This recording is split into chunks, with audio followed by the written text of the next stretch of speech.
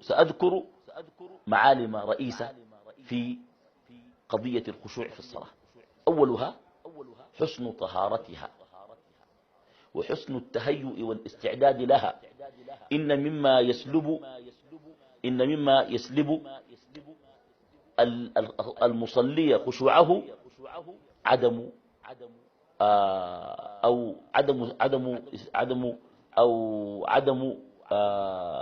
استكمال الطهارة وعدم إحسانها. واحد. اثنين، التهيؤ للصلاة من وقت كاف، وهذا مهم جدا. ثالثا، أن تكون للصلاة في القلب قيمة وأهمية. اهتمامك بالشيء يجعلك تتقنه وتحسنه وتدخل متلهفا متعطشا محبا لذلك. رابعا،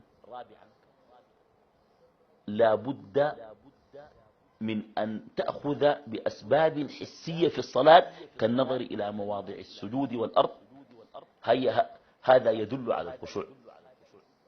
وقد جاء في الحديث، وإن كان في إسناد الحديث ما قال الرجل الذي كان يعبث بلحيته في الصلاة قال لو خشع قلبه لخشعت جوارحه، يعني لو سكن قلبه لسكنت جوارحه.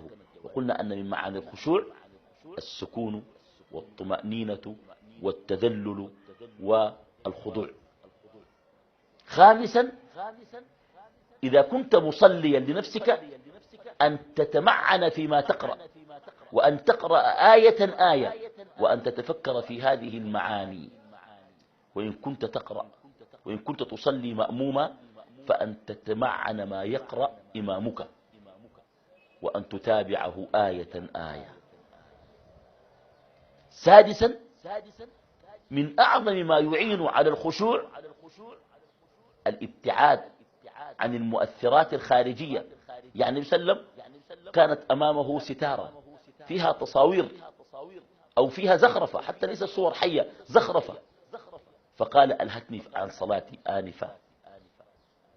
والآن المساجد تشغل الناس والموبايلات تشغل الناس. قد لا تدخل مسجدا إلا ويكتب لك اتصل بالسماء واترك الاتصال بالأرض، أغلق الموبايلات. حتى بعض الأئمة يقول للناس استووا وأغلقوا الموبايلات والجوالات. فبالتالي الابتعاد عن هذه الأمور الحسية مما يعين على الخشوع، وهذا ذكره العلامة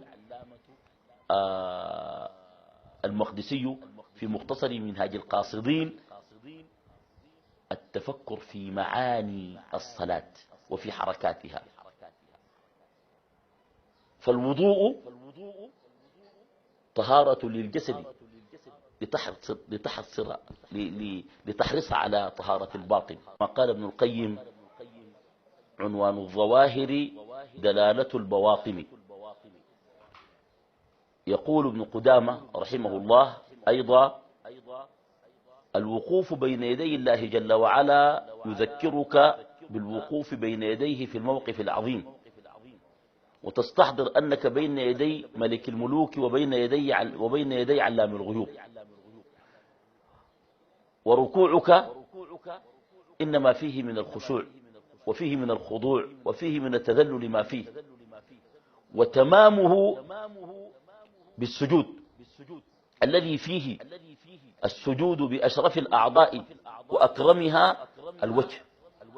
كل هذا تفكرك فيه يولد الخشوع في الصلاة، وكذلك الخشوع في سائر أعمال الطاعات التي تحتاج إلى خشوع، ولكن أن يكون الخشوع في القلب، أن تدفع الزكاة وأنت بقلبك فارغ بأنك إنما تؤدي حق الله، وليس هذا حقك، ولا الفضل فضلك، ولا العطاء عطاؤك، إنما العطاء عطاء الله جل جلاله. وفي أموالهم حق معلوم للسائل والمحروم، كذلك سائر العبادات. أسأل الله جل وعلا يتقبل منا وإياكم أحبتي في الله، ويجعلنا وإياكم من الخاشعين، ويجمعنا وإياكم في جنات النعيم، إنه لذلك والقادر عليه.